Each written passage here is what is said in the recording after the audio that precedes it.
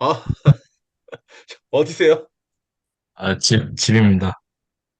본가요? 예, 오늘, 복귀하신 거예요? 요즘에 본가에서 다니고 있어요. 야, 근데 뒤에 예, 형이 굉장히 멋있습니다. 아, 다 보여주기식. 아, 와, 진짜 되게, 뒤에, 뭐야, 피규어도 저 뭐예요, 저게? 저 원피스 피규어? 일본 갔을 때 산 건데. 원피스. 야, 되게 느낌 있네요. 직접 짜신 건 아니죠? 이거는 여기 이사 왔을 때 전주인이 네. 놓고 간 거예요. 아, 책장을요? 예, 예. 야, 책장 되게 좋네요. 이게 직접 짠 거 같지 않고 맞춘 거 같기도 하고, 저게. 이거는 직접 맞추신 것 맞추신 것 같아요. 아, 직접 한 거 같다고요?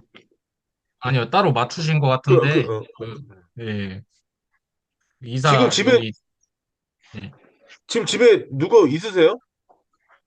아니요, 저 혼자 있고, 여기 옆에 강아지. 마스크 쓰고 계시길래. 아, 예, 저 요즘에 털 알러지 아, 생겨가지고, 예, 그래요. 예. 저기, 얼마 전에 알게 된 사실인데, 강아지가 인간하고 똑같이 1년씩 산다 그러지 않다 그러더라고요. 강아지가 예. 초반에는 곱하기 7을 해야 된다 그랬나? 뭐, 나이가 사람 좀, 나이에서, 예, 그럼 지금 같이 살고 있는 그 반려견이 얼마나 됐어요? 이제 13개월 됐습니다. 아, 그럼 지난 학기에 봤을 때가 완전 애기 때였어요? 예, 예. 지금 여기 있는데, 어, 그때도 작은 애로 보지 않았는데. 지금은 더 커졌네. 제 일본계라 그랬죠. 예. 야. 네, 정사역 학원님 안녕하세요. 그래요. 네, 안녕하세요. 처음 뵙나요? 아닌가? 두 번째예요. 그죠. 맞아요. 예전에 뭐, 뒷 배경이 우주공간이었었죠? 맞아요, 맞아요. 맞다, 맞다. 아유, 반갑습니다. 그동안 왜 이렇게 바쁘셨어요? 아니, 저번 주인가 들어오려고 했는데, 네. 뭐, 이, 약속 있으시다고 해서 뭐 제가 뭐 참석 그때 한번 못했고, 제가 약속 있다 그래가지고요. 원래, 예. 아니, 뭐, 아, 저저번 주인가? 저번 예, 주인가? 예, 그게 4월 21일인가 그럴 건데? 예. 그리고 참석을 좀 못했어요. 네, 요새 많이 바쁘세요? 아니, 그러니까 퇴근하고 오면 집에 오면 한 7시 반 정도 돼가지고, 예, 예. 예. 그래서, 우리 정상업 학우님한테 5월은 어떻습니까? 어때요? 그러니까 뭐 예를 들면 5월에 가정의 달이긴 한데 쉬는 날이 많아서 뭐 좋다든가 아니면 뭐 5월에 예. 좀 좋기도 예. 한데 또 과제도 많아서 또 약간 싫더라고요. 아, 저희 과제의 진심이군요. 네, 저기 뭐 저기 분량이나 이런 거 전혀 신경 쓰지 마시고 예. 네, 예, 뭐 이렇게 스트레스 받으시라고 한 게 아니라 일단 저는 개인적으로 테이핑이나 이런 걸 한번 해봤으면 좋겠어서 내드린 거니까 뭐 네. 잘하고 못하고 뭐 이런 건 전혀 중요하지 않습니다. 네, 김세영 어머니 안녕하세요. 안녕하세요. 굉장히 오랜만에 뵙는 것 같아요. 한 아, 달은 한 달은 더 된 것 같아요. 그런가요? 네. 중간고사랑 겹치고 이후에 제가 바빠서 못 들어왔습니다. 그러시구나. 방금 전에 제가 정상을 파고님한테 이제 이런 질문을 했었는데 똑같이 한번 질문해 볼게요. 우리 김세영 하고님한테 5월은 어때요? 5월요? 네. 또 행사가 너무 많아요. 행사가 많다고요? 네. 제가 어디, 학교에서 일을 하는데요. 네. 행사가 좀 많아서 어. 힘든 달입니다. 자, 그러면 제가 개인적으로 어, 지금 굉장히 바쁜 시기를 보내고 계실 분한테 한번 질문해 보겠습니다. 진용균 하고님 안녕하세요. 예, 안녕하십니까. 오늘은 댁인 것 같습니다. 예, 수요일 날, 그 병원에 있다가, 네. 수요일 날, 그, 집안일 때문에, 네. 예, 어머님이, 요양병원 계시다가, 이제 수요일 날, 돌아가셔가지고, 급하게 퇴원해서 상 치르고 이제 대구 와서 상 치르고 이제 부산으로 다시 돌아왔습니다. 일단. 아이, 되게, 뭐라고 말을 못 하겠네. 예. 음. 그래서 뭐 지난주 수요일 예, 날 돌아가셨어요? 예, 어, 뭐참 어느 해보다 바쁜 해를 참 그러네요. 아유, 예, 힘들기도 힘드시, 또, 예. 아유, 참. 근데 뭐 어느 정도 마음의 준비를 하고 있던 상태라서 네, 예. 그래서 제 안 그래도 병원 퇴원할 때까지는 계시겠지 싶었었는데 네. 예, 예. 그걸 안 기다리시고 예, 가시네. 아니, 근데 진혁이라고는 그때 다쳐가지고 입원해 계셨었는데, 또 어떻게 그 한 치르셨어요? 그 일단 방기부스하고 예, 네. 이 상태로 있었죠. 그 살짝 걷는 거는 괜찮아서 예, 그 조문객 맞이는 어떻게 하셨어요? 저는 못했습니다. 그러니까요. 예, 음. 예, 목례만 하고 저는 저 개인적으로 저는 그 아버님은 1993년도에 92년도구나. 1992년도에 돌아가셨고 오래되셨네요. 어머님은 저는 2008년도에 돌아가셨거든요. 음, 양친이 다 안 계시는데 이제 저기 이게 참 두 분 다 갑자기 돌아가셔가지고 뭐 이렇게 아, 예 갑자기 뭐 아버님은 그 저기 뺑소니 교통사고 뺑소니로 돌아가시고 아, 어머님은 저기 뭐냐 갑자기 심장마비 와가지고 저는 뭐 이게 준비하고 이럴 정신 뭐 이런 아무 그런 거 없이 갑자기 막 그렇게 돼가지고 경황이 되게 없고 장례식 치르고 한 6개월 정도인가? 한 6개월 정도는 그냥 무슨 생각으로 산지 기억이 하나도 없을 정도로 그렇게 살았던 것 같아요. 근데 이제 진영균 아버님 같은 경우는 이제 그 어머님이 조금 투병 생활을 좀 하신 거예요? 얼마나 하신 거예요? 작년 12월에 담도암 판정 받으시고 예, 음, 연세도 한 80 되셔서 연세가 좀, 수술 가기 힘들고 본인도 또 수술 안 원하시고 그래가지고 큰 병원에 한 보름 정도 계시다가 요양병원 음, 옮긴 지 한 달 조금 더 됐었거든요. 예, 한 달 정도. 음, 예.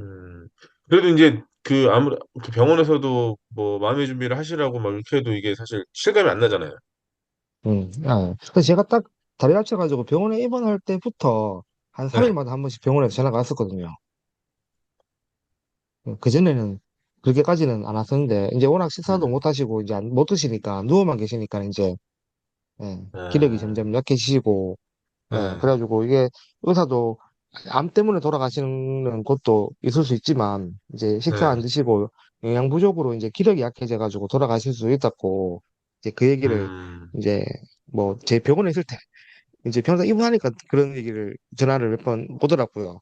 가지고 음, 이게 다리가 이래가지고 이렇게 조금만 더 계시다가 가셨으면 좋았을 텐데 가지고 음. 그 저기 우리 진영민 아버님은 형제분이 어떻게 되세요? 제 혼자입니다. 외동입니다. 외동. 와, 그러면 아니 그 저기 본인도 큰집 예. 아니 그 진영민 아버님도 다쳐가지고 병원에 입원해 있었는데 반깁스하고 와, 참, 그, 큰집하고 외가 쪽 또 친척분들이 많이 도와주셔가지고 그래도 잘 그거 했습니다. 아유, 참 힘내십시오. 제가 이게 고맙습니다. 이게 적응이 안 되더라고. 나는 아버님 돌아가시고 어머님 돌아가실 때도 이게 두 번째는 좀 적응이 되려는 줄 알았는데 적응도 안 되고 되게 근데 저도 아직 실감이 안 납니다. 아직. 그렇죠. 이게 또 부산 내려와서 따로 지낸 지 한 10년도 넘었고, 네, 예. 이게 안 그래도 친척분들도 그러시더라고요. 아직 실감 안 날 거라고. 한 몇 달 그렇죠. 이제 지나면 이제, 날 거라고. 그 얘기 하시더라고요. 아유, 네, 아유, 음. 이 미치겠네. 무슨 말을 해야 될지 모르겠네. 이게 이렇게 예. 안 그래도 이 분명히 또 제 이거 라이브 나강 들어오면 또 교수님이 음, 물어보실 건데 근황을 안 그래도 얘기를 해야 되나 말아야 되나 그래서 고민을 해뒀습니다. 아유, 예, 뭐, 그쵸. 우리 그 저기 신경사고님하고는 되게 오랜만에 뵙시죠. 네. 그때 그때 뵙고, 어, 예, 어. 뵙고 처음이죠. 예. 야, 제가 2월 말쯤에 신경수하고님하고 진영균하고님하고 오프라인에서 만나서 세미나를 했었는데, 저는 그날 세미나 내용도 내용인데 되게 인상 깊었던 게, 사실 그런 거는 처음 먹어봐가지고, 고기로 막 꽃을 만들어가지고 막 이렇게 나오는 그런 식당은 처음 가봐가지고, 가서, 와, 고기 먹는데 참, 이 맛에 압도되기보다도 일단 그 비주얼에 좀 깜짝 놀래고, 혹시 김서영님 이 금칠한 고기 먹어보셨어요? 그 무슨 금치요? 고기죠? 그 소고기였나요? 예, 소고기였습니다. 소고기에 금박 해가지고 이렇게 뿌려져가지고 이렇게 꽃처럼 장식이 데코가 이렇게 진짜 그 메뉴 이름 뭐였죠? 무슨 꽃 들어가지 않았어요 그때? 그, 한우 케이크였을 한우 거예요. 케이크? 그렇죠. 예, 그래 예. 한우 케이크였나? 아, 왜냐면 이 비주얼이 너무 충격적이었던 것 같아 나는 개인적으로 그런 게 있는 거라고 들어보지도 못하고 일단 너무나 마음의 준비 없이 이렇게 소고기를 영접해서 너무나 깜짝 놀랐던 나중에 한번 기회 되면 한번 또 수원 한번 가야 되겠다는 생각 좀 들었는데 우리 정상화 학원님은 어디 사세요? 저 수원 살아요. 어이씨 그러면 그 식당 이름 말하면 알겠네요? 알 수도 있죠. 이거 어떻게 하는 거야? 신경사 학원님 어디였죠? 네. 그 식당 이름이? 그때 근데 무슨 회관이었는데, 무슨 회관이었 예. 저도 그, 추천받은 거라서 그 갈비집 수원에 옆에였는데, 수원에 무슨 번화가 있는 그죠? 인계동이었습니다. 김세영 학원님 혹시 지금 사시는 데가 어디세요? 강원도 원주입니다. 아 원주는 뭐가 유명한가요? 원주 복숭아요? 아 원주는 또 내가 음식 다 잘 먹는데 유일하게 못 먹는 게 복숭아 알레르기 하나 딱 있는데 저 복숭아네요. 여기 복숭 복숭아 불고기도 팔아요. 아, 맞아. 복숭아 불고기요? 네. 복숭아 불고기는 뭐죠? 어떻게 그 생긴 거죠? 소스에 복숭아가 들어가는 거. 고기 재울 소고기 때, 소스에? 과일 넣을 때. 소고기 소스에 복숭아가 들어간다고요? 네. 음, 무슨 맛인지 전혀 궁금하지 않아. 왜냐면 그 저기 뭐야 혹시 복숭아 알레르기 있으신 분 없으신가요? 저는 복숭아 어렸을 때 이게 좀 편식이 심했었나 봐요. 그래가지고 어렸을 때 이제 막 많이 크라고 엄마가 초코우유나 이런 거 못 먹게 하고 그냥 흰 우유만 먹게 하고 막 이렇게 했는데 이제 애가 먹기 싫으니까 자꾸 안 먹는다고 떼쓰고 막 이러다 보니까 진짜 이런 적도 있었어요. 그날은 먹기 싫지도 않았었는데 먹으려고 했는데 이게 흰 우유를 먹는데 맛이 너무 이상한 거예요. 막 우니까 엄마가 또 너무 먹기 싫어가지고 그런 줄 알고 억지로 먹였어요. 그냥 반 이상 먹었는데 애가 계속 울고 평상시랑 다르니까 엄마도 뭐가 이상했는지 우유를 다 까가지고 그 500ml였나? 이 깍을 다 펼쳐가지고 딱 봤는데 그 안에 진짜로 농담 정말 아니고 파리가 죽어 있는 거예요. 그 제조 과정에서 파리가 거의 들어갔는지 어떤지 모르겠는데 근데 그 다음부터도 예, 흰 우유를 엄청 잘 먹고 있는데 뭐 어쨌든 그 제가 그 아까 진영이라고 님이 이제 어머님이 연세가 좀 많으셨잖아요. 저는 실제 저희 형이 저하고 19살 차이 나거든요. 딱 형제가 둘밖에 없는데 저하고 저희 형밖에 없는데 저희 형이 19살 많아요. 그러니까 아무래도 저희 부모님 연세가 많으셨을 거 아니에요? 그러다 보니까 좀 뭐라 그러지? 저는 이제 학교 다닐 때 초등학교라고 안 하고 국민학교라 그랬던 시절에 이제 학교를 다녔는데 그 국민학교 막 다닐 때 친구네 집 놀러 가면 되게 좀 신기했던 게 친구네 엄마들은 되게 세련되고 이쁘고 친구하고 대화도 잘하고 막 그런 거에 반해서 집에 오면 우리 엄마는 나이도 많이 먹고 나한테 별로 대화 이런 거 없고 굉장히 좀 이렇게 좀 거칠게 키우는 뭐 그런 스타일이었단 말이에요. 근데 아까 우유랑 똑같이 엄마가 복숭아를 그렇게 사가지고 오는 거예요. 계속 먹이려고. 근데 제가 방금 좀 말씀드렸지만 복숭아 알레르기가 있는데 복숭아를 자꾸 먹이려고 그러고 나는 복숭아 먹고 나면 막 온몸이 막 가려워가지고 미치겠고 엄마는 그게 꾀병이라고 그러고 이렇게 옥신각신하다가 나중에 이제 그게 알러지다 이런 걸 딱 알고 나서 보통 우리 어머님들은 본인이 좀 실수했다 그러면 미안하다고도 하는데 저희 엄마는 알러지라는 거 알고 나서 왜 강하게 어필하지 않았냐고 또 엄청 맞았던 기억이 있습니다. 우리 정사영 사모님은 형제가 좀 어떻게 되시나요?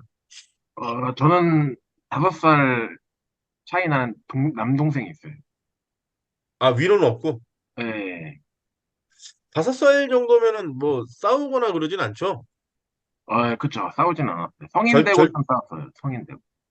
절대 복종이 이제 뭐 학창 시절에는 뭐 감히 덤빌 수 없는 거죠. 5살 차이면 예. 우리 김서영 하고님은 어떠신가요?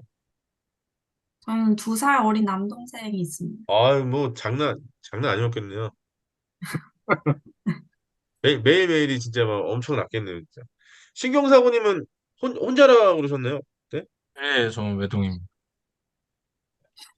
사실 저도 형이 있긴 있는데 뭐 외동이랑 마찬가지죠. 형 19살 차이 나는데 뭐 같이 자랐던 기억 전혀 없고 제 기억이 났을 때는 제가 어렸을 때 6살 때인가 5살 때인가 우리 형 결혼식장에서 가가지고 형 입장하는데 같이 따라갔다가 뒤질라게 또 맞고 그랬던 기억이 눈치가 없는 거지.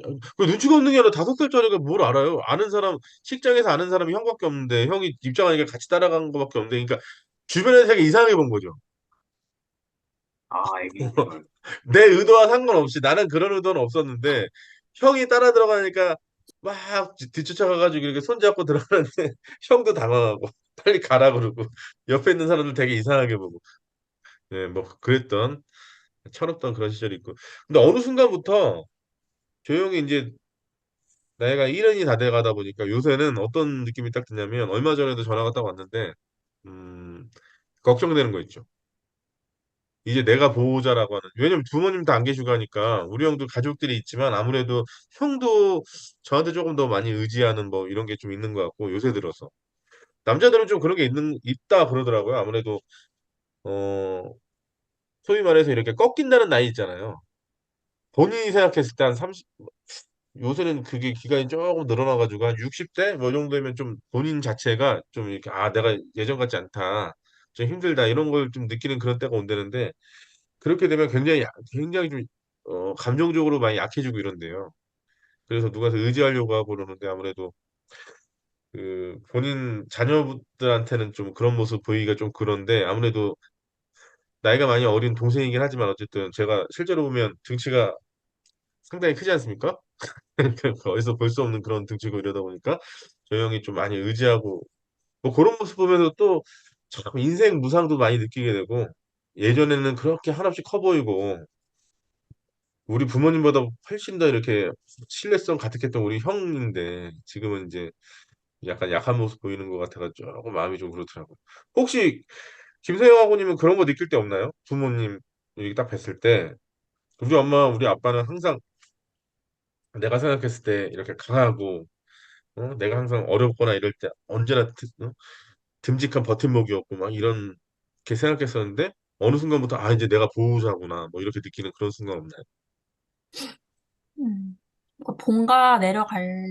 본가가 부산인데요. 네. 내려갈 때마다 막 살이 너무 많이 빠져 계세요. 그러니까 부모님이요? 나이가 들어서 근육이 빠지니까, 어. 네, 그게 좀 슬퍼요. 근데 이렇게 그 외형적인 모습 말고 이렇게 대화하거나 이럴 때도 은연중에 그런 걸 느낄 때가 있어요. 약간 이런 말 하면 좀 그런가? 이렇게 뭔가 아집이 생겨가는 게 느껴졌을 때? 그 아집이 뭘까요, 그게? 그러니까 그 아집이라고 하는 게 본인이 본인도 이게 아닌 거를 알면서도 굳이 이렇게 고집 부리는 게 그런 게 아집인가요? 어떤가요?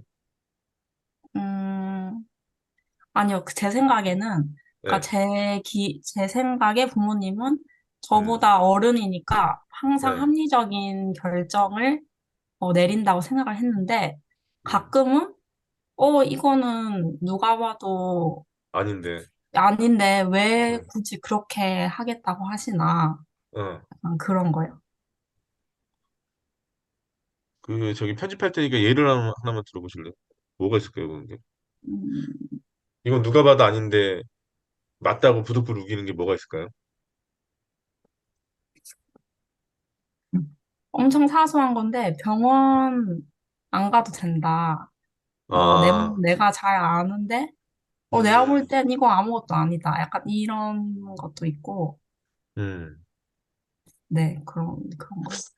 그 마음 한켠에는 또 그런 것도 있지 않을까요? 이제 뭐 예를 들어서, 본인이 생각하기에, 이게 작은 어떤 게 아닌 것 같아. 근데 병원 가서 혹시라도 그런 진단을 받아버리는 순간부터 이제 뭔가 본인이 감당할 수 없는 이제 생활이 시작된다는 그런 두려움 이런 게 있지 않을까요? 저는 음, 어른들 보면서 그런 거 되게 많이 느끼는 게 그런 게 있는 것 같아요. 이건 정황적으로 누가 봐도 지금 가만히 있으면 이거는 병을 키우는 건데 굳이 아니라고. 진단만 받자 그래도 절대 안 된다 그러고 그런 모습들 보면서 항상 드는 게 저희 어머니도 그랬었어요. 어머니도 누가 봐도 이 관절염이 너무 심해지고 이게 자꾸 번져가는 게 내가 보기에 당뇨가 이제 합병 증세로 넘어가서 이게 이제 좀 있으면 손 못 쓸 것 같은데 근데 아니라고. 내가 잘하니까 이거는 이런 것만 좀 하면 된다고. 뭐 그러면서 정말 아주 최소한의 의료만 이렇게 실험을 받으시고 이렇게 되더라고요. 나중에 돌아가시고 난 다음에 알았어요. 이제 그게 굉장히 큰 통증이 동반돼 썼다는 사실을 나중에 알아가지고 되게 마음이 아팠던 경우가 있는데 혹시 정상학 화고님은 뭐 그런 거 있나요? 혹시 우리 부모님이 아니면 반대로 5살 어린 동생이 한없이 그냥 어리게 봤는데 어느 순간 얘가 그래도 좀 죄송합니다 이런 표현하는데 생각이란 걸 좀 하네 뭐 라든가 이렇게 다 컸나? 뭐 이렇게 생각하는 그런 순간이 있나요? 이게 오늘 뭐 토크가 무슨 5월 가정의 달이라서 이렇게 되는 거야? 뭐야 이거?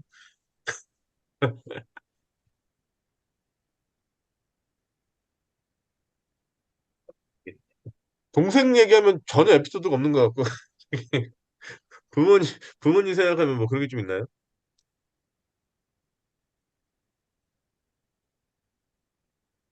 이렇게 마가 이게 좀 뜨는 거는 부모님하고 별로 안 친한 것 같은데 제가 봤을 때 우리 그 신경사고님이 좀 그런 게 있으세요?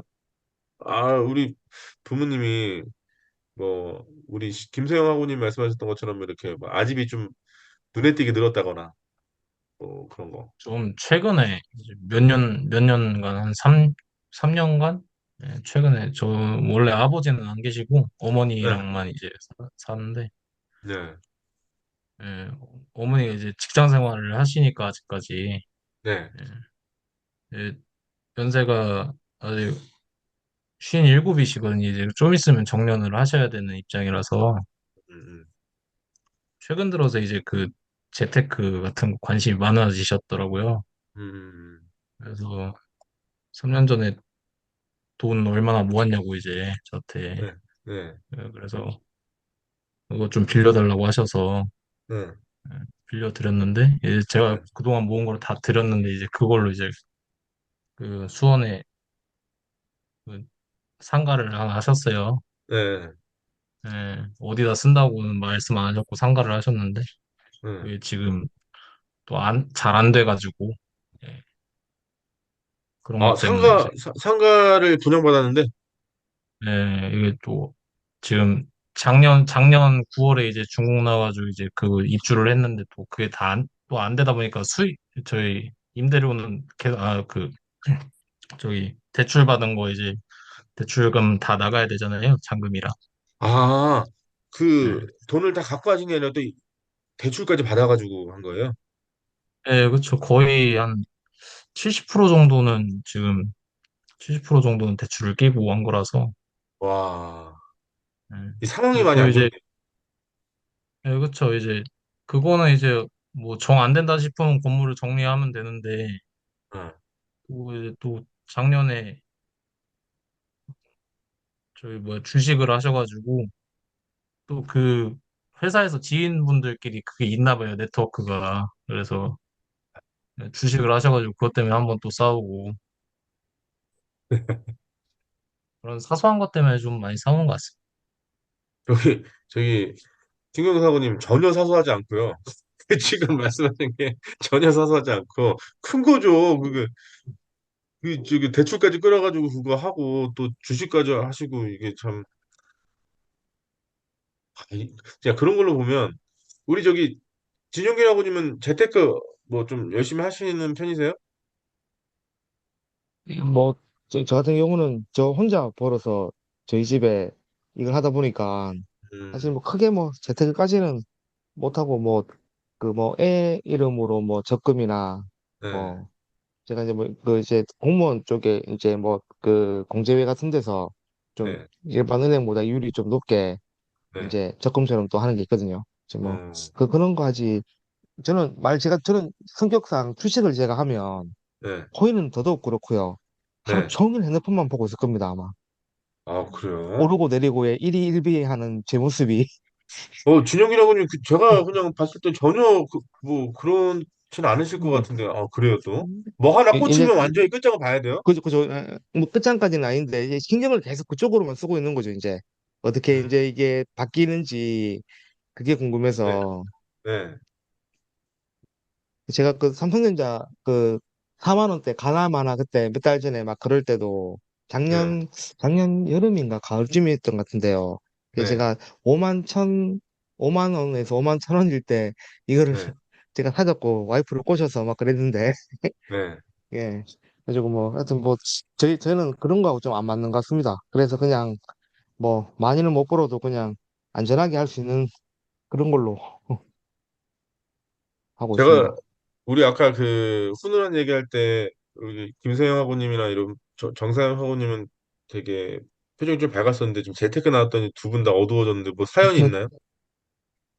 저요? 제가 보기에 뭐 정세영 학우님 뭐 코인이나 이런 거 좀 아니, 저도 그 진영규 학우님처럼 그게 궁금해가지고 못 버텨가지고 아, 좀 코인이랑 주식 좀 하긴 했었는데 네. 워낙 마이너스가 돼서 이제 포기하긴 했어요. 근데 더 이상 투자는 안 하고. 음. 김세영 학우님은 혹시 하시나요? 그냥 저도 한때 했었지만 지금은 안 하고 있어요. 우리 저 신경수 학우님은 안 하시죠? 예, 저는 원래 새가슴이어서 그런 건 전혀 손 댄 적이 없습니다. 야, 다행입니다. 이게 참 저도 이 머리가 멍청해서 그런지 모르겠는데 주식이나 이런 건 머리 아파가지고 이거 약간 그런 거 있잖아요. 제 또래에 이제 그제 친구들하고 이제 제가 96학번이거든요. 대학 학번으로 따지면 96학번인데 저 이제 대학교에 막 입학하고 학교 다닐 때는 그때 당시 일단 PC방이나 이런 게 없었고 그 주류 문화가 아주 줄을 이뤘고요. 그리고 남자하고들 같은 경우는 맨날 가는 데가 이제 당구장. 맨날 당구장 하루에 막 밤새서 당구 치고 막 그럴 때예요. 근데 이제 제가 그때 딱 느낀 게, 내가 일반 이 남아구들과 취미를 공유할 수 없는 그런 사람이구나. 이걸 딱 느꼈던 게, 당구를 배우려고 그렇게 노력했는데, 이 전투 의지가 생기지가 않는 거예요. 이 승부욕이 발동해야 뭐 그것도 막 하는데, 뭐 승부욕이 뭐고 서 있으면은, 한 1시간 서 있으면 빨리 앉고 싶고, 빨리 어디 가고 싶고, 막 이런, 그렇게 돼서, 일단 당구도 잘 못 쳤고, 그 이후에 이제 군대 가기 직전에 97년도 이렇게 97년도 8년도 이렇게 되니까 PC방 열풍이 불어가지고 스타크래프트부터 시작해서 이제 그 디아블로 막 이런 PC 게임들이 막 날렸어요. 근데 그때도 친구들이랑 어울려서 가서 한번 해보려고 그러는데 마찬가지로 승부욕이 전혀 발동되지 않는 거예요. 이게 도저히 일단 게임 자체가 이해가 안 가는 거예요. 이게 도대체 어떻게 될지도 모르겠고. 자, 군대를 갔다 왔습니다. 이제 2000년도에 다시 딱 복학했는데 분위기가 이건 뭐 이제 당구장도 뭐 일단 복학해서 보니까 그때 당시에 새내기들이나 이런 친구들은 당구장 같은 데 가지도 않고 술 먹는 문화도 아닐 뿐더러 또 어느샌가 모두 다 군대 가기 전에는 핸드폰이 없었는데 다 핸드폰 하나씩 갖고 다니는 거예요, 이렇게. 그러다 보니까 적응이 안 되는 거예요. 같이 놀 만한 소재도 없고, 아, 그때 또 이 복학생의 비애를 좀 느꼈었는데, 조금 이렇게 있다가 이제 사회생활 시작하고 친구들이 막 주식하고 어떤 친구 같은 거는 좀 소위 요새 말하는 영혼까지 끌어올려가지고 막 집 사고 이런 친구들이 막 나오기 시작했었거든요. 근데 요즘처럼 막 이렇게 갭 투자가 이렇게 막 심하게 되지도 않았었고, 그리고 지금처럼 뭐 전세 사기 이런 건 있지도 않았고. 그러다 보니까 또 잘 된 친구들 같은 경우는 부동산을 잘 푼 친구들 같은 경우는 잘 푼 애들도 있고, 특이하게 제 주변의 친구들 중에서 그 데이 트레이딩이라는 거를 가지고 돈을 많이 벌어가 있었어요. 이게 전 뭔지도 모르겠는데, 그러니까 하루 동안에 이게 사고 팔고 이렇게 해가지고 한 달에 수익이 막 1,000만 원 넘는 친구들도 있고 그렇게 한 2, 3년 가더라고요. 불과 몇 년 전까지. 제 친구 중에 한 친구가 이런 친구가 있었어요. 우리들 친구 주변에 그런 애들 있잖아요. 애가 진짜 똑똑한데 집에서만 좀 이렇게 좀 뒷바라지만 좀 잘해줬으면 정말 잘 됐을 친구인데 이제 그게 안 돼가지고 좀 이렇게 소위 말하는 명문대까지는 아니더라도 일단 인서울 대학을 갔는데 학비부터 시작해서 생활비 모든 걸 본인이 벌어서 해야 돼요. 그런 조건에 있다 보니까 알바부터 시작하면서 진짜 굉장히 전투적으로 살았던 친구가 있어요. 졸업을 하고 또 악착같이 공부해가지고 대기업에 들어간 거예요. 대기업 또 이직하고 이래가지고 그때 당시에 2010년도 중반 이후부터는 이제 LG 디스플레이라고 지금 파주에 있는 거기를 다녔었어요. 그리고 직급이 과장 이상이었는데 얘가 억대 연봉이 넘었고 그리고 집도 사고 결혼도 이미 했고 네. 그런데 누가 봐도 이제 친구들 중에서는 누가 봐도 그래도 자수성가해서 잘 된 케이스 이렇게 생각할 정도의 이 친구였는데 그때 당시에 제 친구들 중에서 좀 소위 말해서 유산을 받았던 친구들이 좀 있었어요. 그러니까 소위 말해서 데이 트레이딩 같은 거 하더라도 그들 표현으로 총알이 좀 있는 애들. 뭐 하루에 더 500만 원 정도 잃어도 뭐 전혀 타격이 없을 만한 정도의 자금력을 가지고 있는 친구들이 몇몇 있었거든요. 근데 제가 옆에서 딱 보니까 그런 애들이 돈을 벌더라고요. 총알이 충분한 애들이 돈을 벌더라고요. 어쨌든 제가 방금 전에 말씀드렸던 이 친구 입장에서는 자기는 진짜 쇠가 빠지게 여태까지 막 그렇게 했는데 억대 연봉은 넘고 집은 있고 뭐 어떻게 하는데 퇴근 시간이 8시에 퇴근했다가 9시에 또 퇴근하는 경우도 있고 하루 종일 일해가지고 이제 대출금 갚느라고 이제 시간 다 보내는 거예요. 그러다 보니까 어, 아무래도 뭐 화목한 가정 이런 것도 없고 왜냐면 가족들하고 같이 생활할 시간이 없고 회사에서 시간 다 보내고 어느 순간에 이 친구가 제가 방금 말했던 그 데이 트레이딩 하는 얘네들을 보기 시작하더라고요. 그 자기 인생이 너무 허비되는 느낌이 든다 그러면서 본인이 보기에는 이 트레이딩 해가지고 뭐 한 달에 1,000만 원, 2,000만 원 버는 이 친구들이 하는 게 너무 쉬워 보였나 봐요. 어느 날 저한테 그런 걸 물어보는 거예요. 내가 저걸 좀 본격적으로 하려고 그러는데, 총알이 없어가지고, 일단 지금 본인이 신용이 좋으니까, 신용대출 내가지고 쭉 다 끌어내고, 뭐, 퇴직금 받은 거 다 끌고, 이렇게 저렇게 해가지고, 이혼까지 하고, 그래가지고, 그걸 하더라고요. 6개월 만에 총알 만든 거 한 6천만 원인가 7천만 원인가 다 날려버리고 개인 회생하고 지금 이제 근근히 또 이제 갚아가면서 이제 살고 있어요. 예, 그렇게 되더라고요. 그러니까 투자라고 하는 것도 뭐 저는 주식 투자고 뭐 부동산이고 아예 할 줄 모르지만 제가 옆에서 그런 것들을 좀 보다 보니까 이 투자라는 것도 충분히 여유가 있고 그러니까 뭐 베팅이라는 것도 그런 거잖아요. 내가 이제 몰빵해가지고 이거 없으면 나 큰일 나 이럴 때 그러니까 사람이 정상적인 판단을 못하는 것처럼 그렇게 충분한 자산이 있는 애들이 소위 돈을 번다고 그런 걸 많이 옆에서 봤고 또 그렇게 진짜 정말 똑똑한 친구였고 괜찮은 친구였는데 그렇게 확 무너지는 것도 봤고 그 제가 여태까지 이렇게 살면서 47년 이렇게 살아보고 있지만 저는 개인적으로 이 투자라고 하는 게 사실 잘 모르겠습니다. 네. 주식도 뭐 할 줄도 모르고 아직까지. 근데 제 주변에는 그런 분들이 또 되게 많더라고요.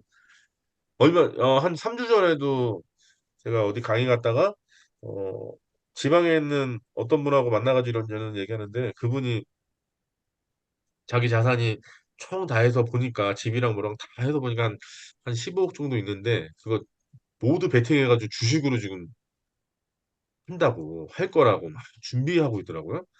근데 얼마 전에 보니까 임창정 그거 있잖아요. 주식 그게 빵 터지고 이런 거 보면서 아 이게 사람 인생 진짜 모른다. 그분 같은 경우는 그런 거 할래다가 그런 뉴스 보고 이제 또 안 한다고 그런 거 보면 사람 인생이라고 하는 게 또 어떤 시기에 어떤 부분에 또 관심이 가기 시작해서 또 어떤 결정을 내릴지 모르잖아요. 사람이란 게. 한순간에 잘못해가 제 친구처럼 대기업의 신용도 좋았던 친구가 이 자산 이혼하고 자산 다 날라가고 이렇게 해서 개인 회생 하면서 근근히 살고 있는 뭐 그런 경우도 있을 수 있고 뭐 반대 경우도 있을 수 있겠지만 혹시 저기 김서영 학우님은 그런 비슷한 경우 있으세요? 주변에? 음, 그, 근데 한 명쯤 있지 않아요? 그런 뭔가 이렇게 어 그 유명한 친구 한 아니지만 명 있었는데, 네. 여기저기 돈 빌려가지고 아 본 투자한 돈만 가지고 한 다음에, 게 아니고 네. 그러고 잠적해서 그 경찰들이 친구한테 연락 온 적 있어. 그러니까 돈 빌려준 다른 친구한테. 아 그럼 뭐 수배도 내리고 그런 거예요? 네, 약간 그런 것 같아. 그 결론은 어떻게 됐습니까? 그 뒤로는 소식을 못 들었어요. 뭐 어떻게 됐는지. 정사님 학우님은요? 뭐, 그 정도까지는 아니고, 네. 음, 혹시 뭐, 많이, 얼굴을 다 드러내지 못하는 이유가 뭐 있는 건가요? 아, 네. 많이 그냥 힘들어하는 친구는 있는데, 뭐, 그 정도까지는 아니고, 마, 많이 아, 막, 힘들어한다는 거. 뭐, 이제, 직업도 있는데 또 막, 대리운전도 뛰고, 이제 돈을 메꾸려고, 대리운전도 뛰고, 또 뭐, 알바도 뭐, 세탕씩 일하는 친구는 있어요. 그러니까 자기 직장도 있는데 예, 예. 본업도 투자, 있는데 투자를 하다 보니까 이제 너무 손실이 많이 나가지고. 음. 근데 그런 거는 진짜 주객이 전도된 거 아닙니까? 투자라고 하는 건 내가 여유 자금 갖고 내가 좀 여유 있게 살려고 했는데 그거 투자 잘못해가지고 그거 내 완전 생활이 완전히 바뀌어가지고 이렇게 그쵸, 된다는 그쵸. 거는 그 친구는 이제 뭐라고 해야 되나? 하여튼, 한 방에 벌 수 있다는 그런 것 때문에 이제 투자를 했는데, 오히려 이제 자기의 감이 틀린 거죠. 근데 이게 한 방에 뭔가 인생 역전한다는 것 예, 예. 자체가 이게 일반 사람들이 보통 그렇게까지 어떻게 보면 좀 무모하다 그럴까? 그런 투자는 못 하잖아요. 그 소위 말해서 우리 부모님이 항상 하셨던 말씀이 그런 얘기 많이 했어요. 간이 배 밖으로 나왔냐고 어떻게 그런 생각을 하냐고. 이게 적확한 표현 같거든요. 그만큼의 뭔가 몰빵한다는 거는 아주 강한 확신. 아, 이건 안 될 수가 없어. 이거 무조건 돼라고 하는 강한 확신이 있어도 이걸 완전히 몰빵하는 게 되게 어려울 것 같은데 예. 그렇게 할 수 있는 강력한 자기 기준 그런 게 뭘까요, 도대체? 제가 궁금해서 여쭤보는 거예요. 잘 모르겠어. 뭐, 아, 물론 이제 정사யம் 하고님이 몰빵한다는 얘기는 아니고요. 저도 제가 그런 건 아니어서 모르겠는데, 허황된 꿈이 아닐까 싶어요. 그러니까 그 친구들이 그러니까 혹시 그 아까 방금 말씀하셨던 그런 친구가 그렇게 생각하는 과정이나 이런 것들을 좀 보셨을 거 아니에요? 아, 처음부터 그러진 않죠. 이제 뭐 저한테도 뭐 주식이나 코인 해봐라. 그러니까 처음에 좀 이제 벌었으니까요. 아, 예, 처음에 조금 조금 했는데 수익이 예. 조금 조금 되니까 이제 자신감도 조금 조금씩 올라가고 그러니까 이제 좀 더 투자를 아, 더 하고 이제 계속 그게 반복되다가 아, 이번에는 진짜다 이러고 이제 큰 금액을 이제 더 투자하는 거죠. 야, 혹시 아까 진영민 장군님이 그랬잖아요. 주식 같은 거 안 하는데 내가 주식 같은 거 해버리면 성격상 이거 하루 종일 이거 쳐다보면서 일일비가 할 것 같다. 그렇게 예상한다는 거는 비슷한 경험을 해봤다는 거 아닌가요? 주식은 아니더라도. 저 말씀입니까? 네. 뭐, 근데 그 어렸을 때부터 그랬던 것 같습니다. 이렇게 이제 그 투자라는 거에 대해서 크게 뭐 관심도 없다 보니까 네, 예. 그리고 이제 이게 변동한다는 이게 매번 그때그때 바뀌지 않습니까? 이게 제가 네, 투자한 그거에 대한 결과가 바뀌니까 이제 그 제가 같이 근무할 때도 그 저기 이제 시설 관리 근무할 때 그 같이 근무했던 반장님이 그 이분은 뭐 그 주식을 넘어서서 선물까지 손을 대셔가지고 어, 이제 막 이혼 위기까지도 가시고 그때도 대출 받아가지고 이제 선물 그거 하시던데 그분이 한 10분마다 한 번씩 이제 핸드폰을 보시는 거예요. 이제 그때그때마다 이게 팔고 사고 해야 될 그 타이밍이 있다 보니까 그래가지고 뭐 하루에 뭐 한 같이 근무할 때 보면은 뭐 수십 번을 보시죠. 그 이제 핸드폰에 대해 보고 이제 그 결과를 봐야 되니까. 예, 그래 그런 걸 보면서 아 나, 저도 이제 그런 쪽에 투자를 하거나 이러면은 이제 이 결과에 대한 궁금증 때문에 특히나 코인은 24시간 돌아가는 거기 때문에 뭐 자다가도 이게 자는 사이에도 바뀔 수가 있는 결과가 바뀔 수가 있는 거라서 뭐 거의 뭐 그거 본다고 아마 핸드폰을 붙잡고 있었을 것 같습니다. 그래서 그런 게 너무 싫어서 차라리 그 에너지를 뭐 공부나 다른 데다가 차라리 쏟으면 더 낫겠다 싶어가지고 뭐 예, 학교도 다니도 몇 년 전부터 다니고 이제 계속 그렇게 했던 거 차라리 이런 쪽의 소비가 저한테는 이거는 이제 장래에 대한 투자라고 생각을 하고 뭐 당장 뭐 저한테 수익이 들어오고 이런 건 아니더라도 장래에 대한 투자라고 생각을 하고 뭐 저는 이런 쪽이 저한테는 더 성격이나 체질이 맞는 것 같습니다. 음. 신경 사고님은 좀 그런 경험이나 좀 이런 게 있으세요? 전 비슷한 게 좀 있는 게 뭐가 있냐면 이게 이런 게 있어요. 처음에 안전보건 쪽 관련해가지고 아 이쪽 사업을 좀 한번 해보고 싶다. 교육 사업도 한번 해보고 싶고 컨설팅 업무도 좀 해보고 싶고 그리고 이게 뻗어나갈 수 있는 게 굉장히 다양하다 보니까 그러니까 안전보건 쪽으로 할 수 있는 소위 말하는 수익을 낼 수 있는 모든 일에 좀 참여하면서 내가 경험을 쌓고 싶다. 이런 어떤 강렬한 열망으로 인해 가지고 교육 사업부터 시작한 거예요, 이제.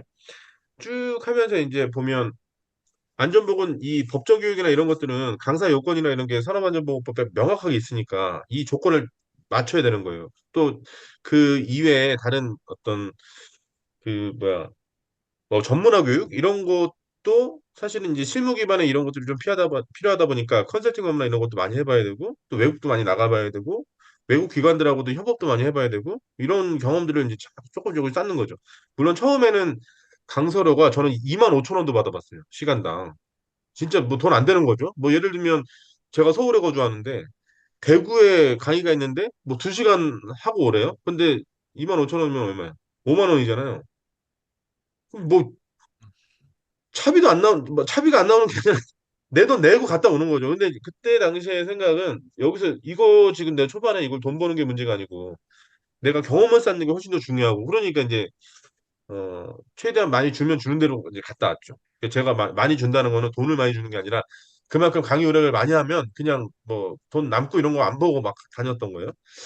그러면서 이제 조금 조금씩 이제 우리 진영민 하고님이 말씀하셨던 것처럼 학위도 따고 조건도 맞추고 이렇게 됐어요. 근데 어느 순간부터 제가 요새 무슨 생각을 하냐면요. 오늘 제가 종합소득세 신고를 했거든요. 근데 뭐 정확하게 말씀 못 드리겠고 어, 그 세무사분이 그러는 저 박사님 이거 좀 관리를 좀 하셔야 될 것 같아요. 그러는 거예요. 그래서 무슨 거 왜요? 그랬더니 아니 매출이 재작년에 비해서 2배가 넘어요 지금. 근데 비용 쓴 건 하나도 없어가지고 이거 세금으로 다 내야 되는데 도대체 이거 어떻게 하려고 그러냐고 막 그런 얘기 하는 거예요. 그래서 제가 아니 내가 돈을 그렇게 많이 번 게 없는데 무슨 돈을 그렇게 많이 벌었다는 거지? 근데 오늘 그 얘기 딱 하고 오늘 하루만 제 일정을 한번 얘기해 볼게요. 아침에 5시에 일어나가지고 강의하러 나갔습니다. 그다음에 강의 끝나자마자 다행히 점심 먹을 시간이 있어가지고 점심을 후다닥 먹고 모 협회에 가서 회의를 이제 하는 거죠. 3시간 정도 회의를 했어요. 근데 그 회의가 어떤 거냐면 어떤 프로젝트를 하는 거였어요. 몇 천만 원짜리 프로젝트. 오늘 계약하는 날이었거든요. 근데 그걸 했어. 그거 끝나고 저는 7시부터 라이브 강의를 해야 되잖아요. 그다음에 오후 4시에 회의가 끝났는데 그럼 내가 오늘 이거 끝내야 될 일이 있는 거예요. 예를 들어서 세종사이버대에도 뭘 내가 해줘야 될 일이 있고 어디도 뭔가를 이게 끝내줘야 될 일이 오늘 끝내줘야 될 일이 있는 거죠. 그러니까 바로 거기서 그 같이 회의했던 분들하고 차 한 잔도 못 마시고 차 타고 또 이동합니다 또. 그래서 제 연구실 와가지고 계속 작업을 해가지고 5시 15분인가 딱 끝났어요. 근데 7시부터 라이브 강의를 해야 되잖아요. 그래서 생각해보니까 제가 내일 아침 7시부터 또 어디서 강의가 있어요. 그럼 집에서 5시에 나가야 돼요. 근데 오늘 라이브 강의를 해야 되잖아요. 7시 한 타임 하고 8시 한 타임 하잖아요. 9시에 끝나잖아요. 근데 이것도 편집하고 뭐 하면 한 2시간 걸리거든요. 그럼 11시에 자야 되잖아요. 근데 11시, 내일 5시에 나가야 되니까 그럼 몇 시에 일어나요? 4시 전에 일어나야 되잖아요. 내일은 또 7시부터 4시간 동안 강의해요. 바로 또 이동해가지고 1시부터 또 4시간 동안 또 강의해요. 그러면 내일 몇 시야? 5시에 일정은 끝나는데 오늘 프로젝트 계약하지 않았습니까? 그거 기본적으로 이거 계획을 짜야 되잖아요. 또 다른 거 이미 예전에 계약한 게 이번 주 금요일부터 또 시작돼요. 또 그거 준비해야 되잖아요. 이게 그러니까 요새 들어서 제가 무슨 생각을 딱 하냐면 이런 생각이 드는 거예요. 아, 처음에는 내가 궁극적으로 하고 싶었던 이 안전보건이라고 하는 이 어떻게 보면 가치적으로도 굉장히 중요하고 좋은 거 이걸 가지고 내가 수익을 얻겠다. 대신에 경험이 없으니까 일단 법정 교육을 할 수 있는 거. 법정 교육은 안정적이잖아요. 이건 뭐 모든 사업체에서 다 할 수밖에 없는 거니까 그럼 여기서 나의 어떤 주특기를 좀 만들어야 되겠다. 그래서 이제 학위도 하기 시작했고 다 했어요. 어느 학위도 끝냈어. 그리고 경력도 쌓았어. 뭐 여러 가지 할 수 있는 영역을 넓히고 컨설팅이나 이런 거 외국에 나갔다 오고 외국의 기업들하고도 일도 해보고 막 하다 보니까 요새 아까 또 메일을 보니까 기고문을 작성해 달라는 거예요. 어디 어떤 기관에서 기고문 작성이 근데 기고문이라고 하는 게 사실 여러분 그게 뭐 생각한 거 뚝딱 해서 예? 나오는 게 아니잖아요. 근데 그게 또 제가 여태까지 경험을 해보니까 그런 뭔가 제안이 왔을 때 거절하면 다음 2번 다시 안 오더라고요. 그런 그런 제안들은. 그리고 어떻게 보면 그게 사실 원고료는 20만 원이지만 그게 사실 값어치로 20만 원이 넘지 않습니까? 내가 글을 써가지고 어디 기고했다는 것 자체가 어쨌든 인터넷에 떠올 거고 또 이런 생각을 자꾸 하게 되는 거예요. 요게 또 기회가 돼가지고 내가 저술 활동을 할 수 있는 뭐가 또 생기지 않을까 이런 또 일만의 기대감? 근데 이게 그 아까 우리가 얘기했던 주식 투자나 이런 거는 아니잖아요. 지금 제가 하는 게. 이게 뭐 소비되고 이런 건 아니고 나의 어떤 커리어나 이런 것들 계속 쌓아나가는 일이긴 한데 그러다 보니까 요새 들어서 어 어제도 12시부터 5시까지 회의를 했어요. 왜냐면 오늘 계약하는 프로젝트 때문에 이제 또 회의를 했단 말이에요. 그 집에 와가지고 6시 반 정도 됐어요. 뭐 6시 반 딱 됐는데 제가 가만히 생각해 보니까 얼마 전에 제가 고용노동부 장관 앞에서 발제도 했지 않습니까? 그러니까 그게 사실은 그냥 말로는 제가 그냥 고용노동부 장관 앞에서 발제했어요. 이 말 한마디로 끝나지만 그 준비하는 과정이 얼마나 많이 준비를 했겠어요. 이거저거 막 그죠? 그러다 보니까 어제 오후 6시 15분 정도에 집에 딱 들어가지고 이렇게 딱 앉아 있는데 오늘 아침에도 잠깐 내일 아침 7시부터 이거 해야 되면 내가 이건 여기까지 해놔야 돼. 이거 이렇게 하다 보니까 갑자기 드는 생각이 씨, 내가 뭘 하고 있지 지금? 이런 생각이 드는 거예요. 이게 참 내가 막 생각하고자 했던 그런 길로 차곡차곡 가는 건 좋긴 좋은데, 이게 좀 뭔가, 템포를 좀 조절하고 싶은데, 이게 내 맘대로 할 수 없다는 게 참, 그런 게 좀 있더라고요. 그러니까 지금 생각해보면, 뭐, 이렇게 바쁘고 이런 게 지금 뭐 어쩔 수 없는 거 아닌가, 뭐 이런 생각이 들 때도 있고, 근데, 뭐 다른 한편으로는, 오늘도 제 안에서 계속 갈등이 일어나는 게, 야, 내일 5시에 나가야 되잖아. 그럼 오늘 뭐 편집이고 뭐고 지금 그런 게 중요한 게 아니잖아. 그거 내일 해도 되지 않아? 막 이런 생각하면서 근데 방금 전에 문자가 카톡이 왔어요. 오늘 그 계약한 건 관련해서 9시 이후에 줌 회의를 하자고. 그러니까 뭐 이제 오늘 또 내가 보기에는 나가래요. 뭐 일찍 자기 글렀고 뭐 또 내일 잠하고도 사투를 벌이면서 아침부터 또 떠들어 뭐 이렇게 되는 건데 그런 걸 생각해 보면 누군가가 그런 얘기를 좀 이렇게 하더라고요. 저한테 이제 얼마 전에도 강의료도 굉장히 많이 막 오고 막 이러다 보니까 옆에서 이제 같이 대학원을 다녔던 어떤 박사 과정에 있는 동료였던 분이 저한테 안전복은 외부 강의 좀 하는 방법도 좀 가르쳐 달라고. 되게 이제 모이고 모이다 보면 이게 여러분한테도 이제 그런 얘기 했잖아요. 여러분이 지금 직업을 가지고 계시면서 안전보건 교육이나 컨설팅을 얼마든지 사이드 잡으로 할 수 있는 거니까 그런 자기 개발 지금 어떤 학위나 이런 것들을 좀 해 놓으시면 도움이 많이 될 거다 이런 얘기 많이 들었었는데 제 동료 중에서도 그런 얘기를 많이 하더라고요. 그래서 제가 했던 얘기가 그런 얘기를 했어요. 제가 실제로 경험해 본 바에 의하면 내가 준비된 그만큼의 제한이 들어온 경우는 없어요. 어떤 제한이든 다 나한테 부담되는 제한이지 내가 뭐 한 5 정도를 충분히 할 수 있는데 어떤 교육 제한이나 컨설팅 제한이라고 하는 게 5 정도만 해주면 돼요라는 제한은 한 번도 없었고요. 다 그걸 상회하는 수준으로 제한이 들어왔거든요. 근데 대부분의 사람들은 그렇게 제한이 딱 들어오면 거절하죠. 거절하더라고요.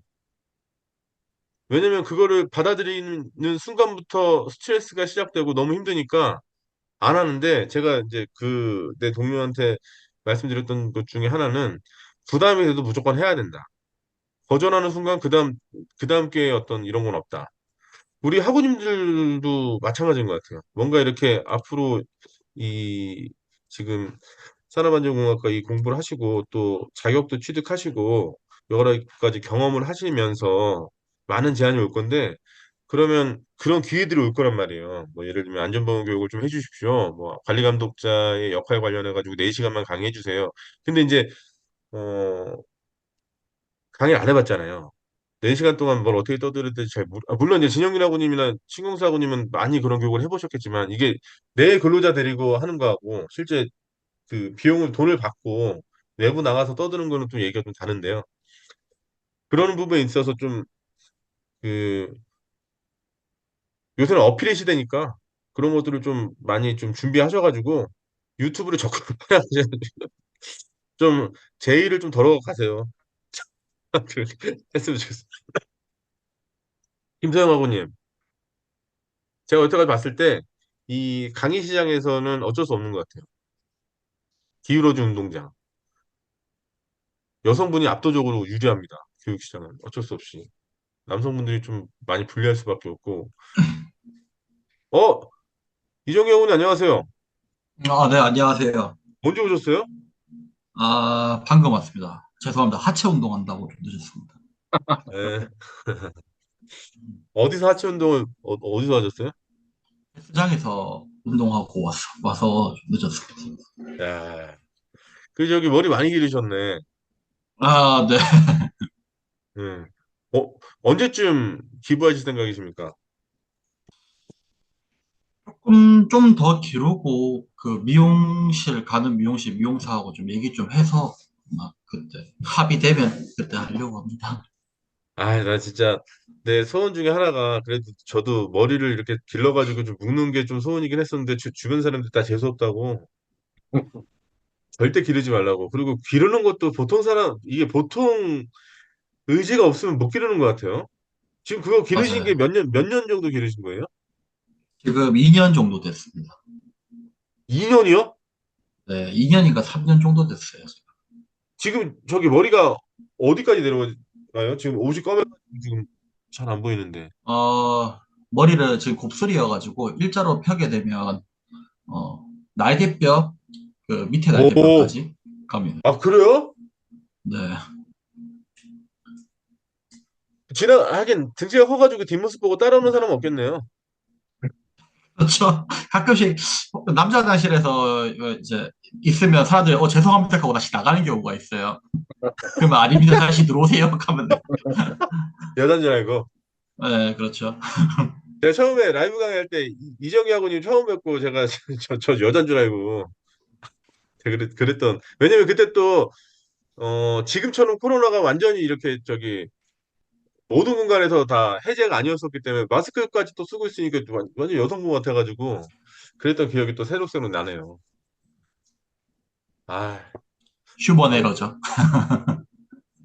휴먼 에러인지 뭐 눈이 이상한 건지 잘 모르겠지만 우리 김서영 학우님은 머리 지금 단발 정도 되시는 건가요? 아니요, 쇼컷이요. 여기 이렇게, 여기까지, 지금 그 목까지. 정도가 관리하기가 제일 어려울 때 아니에요? 머리 감고 이러면 막 이래 뻗치고 막 이런. 이제 자르러 가야 돼, 그래서. 곧. 그럼 지금 이정기 아버님처럼 저렇게 기르려면 지금 머리에서 엄청 기네요. 전 태어나서 이정기 학우님 길이만큼 기른 적이 없어요. 네. 왠지 이정기 아버님 오늘이 승자 같습니다. 아유, 하고 아무 상관없이. 죄송합니다. 늦게 들어서 주제를 못 파악하고 있습니다. 예. 오늘 오늘 초반에 좀 약간 굉장히 좀 제가 좀 말실수한 게 좀 없지 않아. 이게 말실수도 모르겠네. 이거 어쨌든 되게 좀 숙연해졌다가 막 그런 게 있어가지고. 아무튼 뭐, 예. 내일은 또 아침 5시부터 시작되겠네요. 누구의 일상은. 저요, 저. 자, 하은이 그런 게 되게 중요한 것 같아요. 제가 요새 이렇게 막 바쁘게 다니다 보니까, 본의 아니게 그런 거, 예를 들면, 잠을 별로 못 잤어. 너무 피곤해. 이동해. 근데 만약에 여유가 조금이라도 있다면 휴게소나 이런 데 들어가 좀 자면 되겠는데 예를 들어서 이게 시간이 너무 타이트해. 이 시간에 내가 반드시 이동을 해야 되고 뭔가 일이 또 수행이 돼야 돼. 그러다 보니까 어느 순간에 그렇게 느끼면서 운전했던 적도 되게 많아요. 이게 가수면 상태인 것 같은데 이게 내가 지금 제정신으로 운전하고 있는 것 같지 않은데 이게 근데 어디 잠깐 차를 정차시켜 놓고 잘 수 있는 시간적 여유가 또 없다 보니까 어쩔 수 없이 가야 되고 이런 섬찟한 그런 순간이 되게 많이 오더라고요. 그래서 오늘 일단 9시에 회의하자는데 잽싸게 끝내고 일단 잘 생각입니다. 네. 살아야죠. 장렬하게 전사할 수는 없고.